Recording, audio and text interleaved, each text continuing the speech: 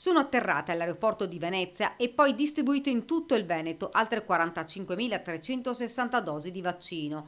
Nei prossimi giorni riparte la campagna vaccinale per il personale sanitario. Intanto, dati alla mano, il presidente Zaia ha spiegato che nella nostra regione l'incidenza dei positivi è del 5,7, mentre la media nazionale al 27 dicembre era del 12,48. A onor del vero, ma non voglio che lo prendiate come un dato positivo, noi stiamo osservando da qualche giorno, da più di qualche giorno, una diminuzione di incidenza dei positivi. Poi Luciano Flor, direttore regionale della sanità, ha dato una buona notizia.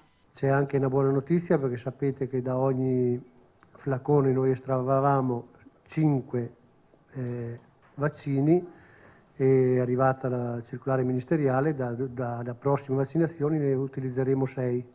Il che vuol dire che grazie a questo il numero di 185.000 unità di vaccino sale a 222.000 unità, ma soprattutto, avendo più vaccini a disposizione a parità di consegne, i tempi di vaccinazione si abbattono significativamente e quindi i tempi di copertura vaccinale nella categoria della fase 1. Fra pochi giorni, fra l'altro, il governo dividerà nuovamente le regioni per fasce. Per il Veneto, Non ve lo so dire, capite che comunque il passaggio di zona, a parte il fatto che se ci dovesse essere un passaggio di zona adesso di fatto viene assorbito dalle restrizioni che ci sono, quindi forse resta un margine di 3-4 giorni per fare le famose 2 settimane.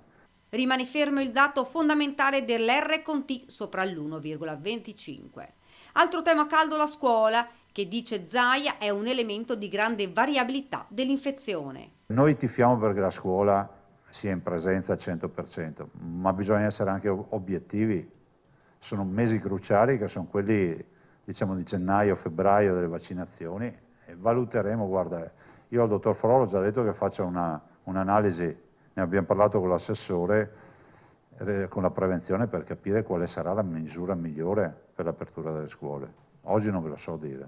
Poi la questione politica sul governo Zaia non ha mezzi termini. Penso che se questo governo non ha più la fiducia in Parlamento si debba andare a votare, punto. Che diventa anche sanificatorio in un momento in cui si parla tanto di sanità.